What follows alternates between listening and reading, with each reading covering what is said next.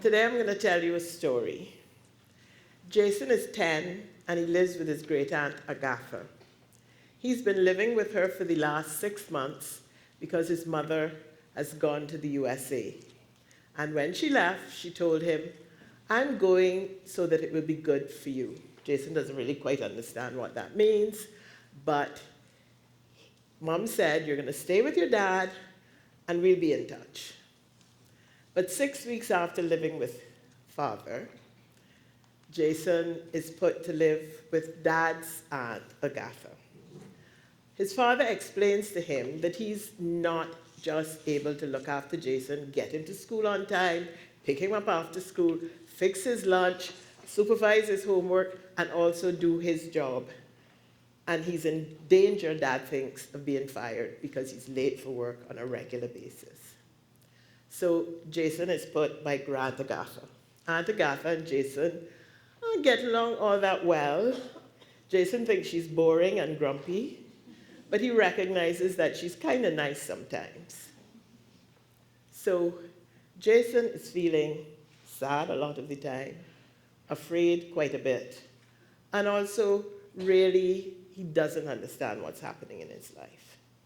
So today I'm going to talk about the impact of separation and loss on children particularly, and also related to our own mental health.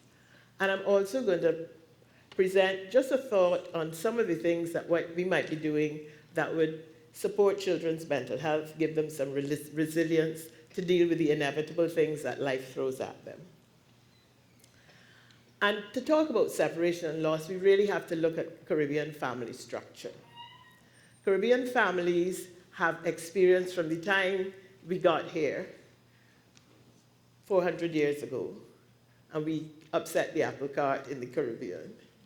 From the time colonialism started, we have in fact been experiencing significant separation and loss. Families move about. The anthropologists write of grandmother-headed households, of frequently terminated common law unions, and of children separated from their parents because of migration and because of changing union status of their parents, and of children being brought up sometimes by relatives. And we know that that situation still occurs even today. It's not that different. So how has this been impacting on Jason's emotions? Jason has not been doing well at school. He used to get B's and C's, and now he's getting D's and E's, and missed beats for bad schoolwork. Jason is grumpy a lot of the time, so he's getting into fights with his peers, and he's just had a major confrontation with another boy in his class, and Agatha gets called in, and she is very upset. She takes Jason home, she gives him a sound thrashing, and then she calls his mother to complain. Mom comes on the phone, scolds Jason, tells him, "I'm really doing all of this for you, why don't you behave?" Jason goes to his bed, cries himself to sleep. He's beginning to think that all of this stuff is really his fault, and he really doesn't know what to do with his life. So we see what the impact of separation and loss is on Jason, but separation and loss impacts us all emotionally. One of the things that early parent-child relationships do is cement what we call affectional bonds. In other words, kids get attached, and if you're securely attached, then you have the ability to deal with brief separations. And we as adults also know that the support of the people that we are close emotionally to continues to influence our mental health throughout our lives. We know that if we lose somebody that we love, it hurts, and it can impact on our mental health. We've all experienced loss or separation from a loved one, and we know how that feels. So just imagine how Jason feels. One of the things that we also know is that separation and loss has been part of our history. And I think a lot of the emotional things that we do to manage separation and loss are embedded in our cultural history, the history of indentureship and slavery that really built separation of parents from children into the way the country was structured. And there's not too much written, of course, about children's emotional and the people who were separated, parents from children, siblings from each other. But I found an autobiographical book about a slave woman called Mary Prince. Mary lived at the end of the 18th into the 19th century. She was in Antigua, and at 12, she was separated from her mother and her siblings and from the family, in fact, that she had been born as a slave to and transported to Bermuda. This family started off her family started off in Antigua. And this is what Mary actually writes on the day she was being sold at age 12. My heart throbbed so violently with grief and terror that I clasped my hands on my breast to keep it still, but it just wouldn't stop. It felt like it would burst out of my chest. And I was so terrified. The sale went on, and Mary writes, and we were separated. One went one way, another went another, and my poor mammy went home with nothing. 2 years later, she's writing about how she feels, and she just writes this one very poignant sentence, which said, "The life was very weak in me, and I really felt I wanted to die." So here we have a statement of mental health impaction of separation that happened 200 years ago. But let's fast forward to today. Barbara Jenkins has just published a book of short stories, and the very first short story in the book, called Curtains, describes exactly a situation from a 7-year-old's point of view, how she is about to be separated from her mother and her grandmother. So we can definitely still identify with that pain. But really and truly, when we think about the pain, we have to understand that we have developed mechanisms for dealing with the pain. So one of the things we use very often is denial. And denial is well written up by Freud, and it's a useful mechanism sometimes. And what we have done is denied the pain. If we don't talk about it, maybe it doesn't exist. If we don't recognize it, maybe everybody will think we're fine. And we translate that and put that towards our children. So often when they're upset, we tell them, "Hush, don't cry, it's okay, mommy will fix it." Or we tell them, "Shh, it's okay." Or we say to each other, "Don't tell the children because they will really not understand this." And so we don't allow them an opportunity even to talk about their feelings.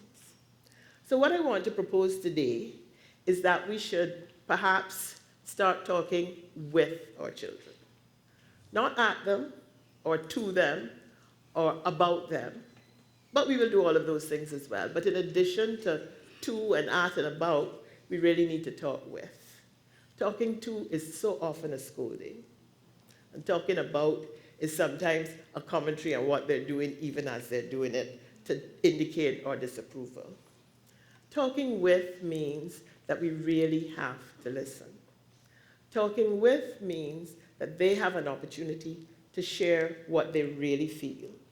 Talking with means that we really have to listen to the tone and the content, and also listen to what they're really trying to tell us. And the other part of talking with, after we've listened and heard, is sometimes to give them back some commentary.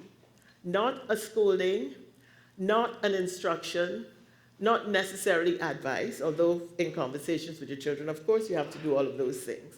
But really, sometimes just reflecting back, allowing them to label their emotions, allowing them to understand what the feeling really is and how they might measure it, allowing them to know that when we have feelings and emotions, they usually predict how we're going to behave. And that behavior sometimes brings us back to feelings and also impacts on other people that we relate with their feelings as well. So in that conversation, we start to help children to be able to talk about how they feel, and also learn that emotion predicts behavior, but that behavior is modifiable if you understand the emotion you're feeling. You can choose to do one thing and not the other.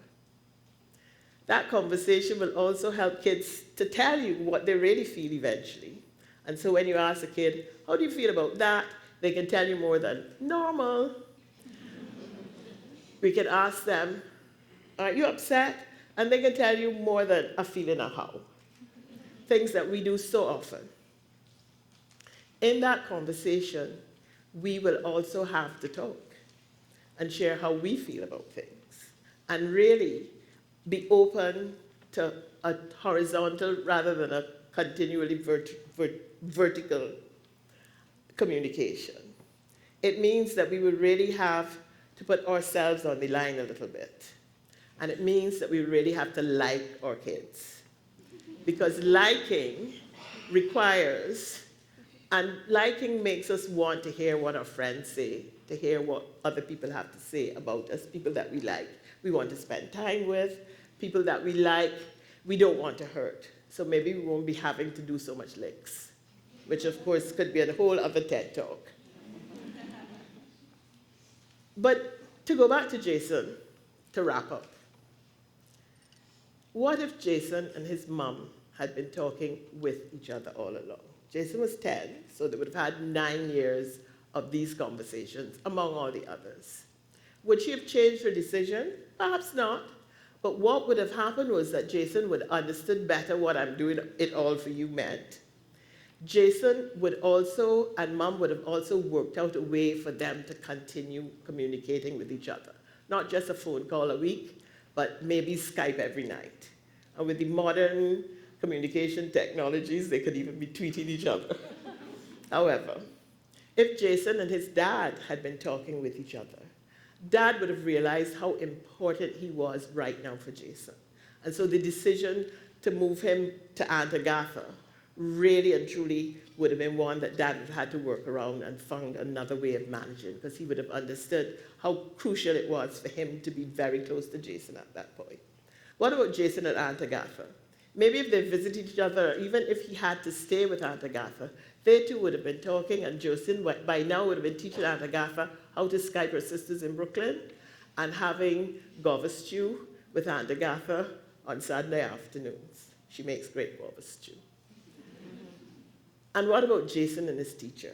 If Jason and his teacher were also having conversations and talking with each other, teacher would probably begun to like Jason, and Jason to like his teacher. And then they would have figured out how teacher could support Jason through this difficult time. Thank you.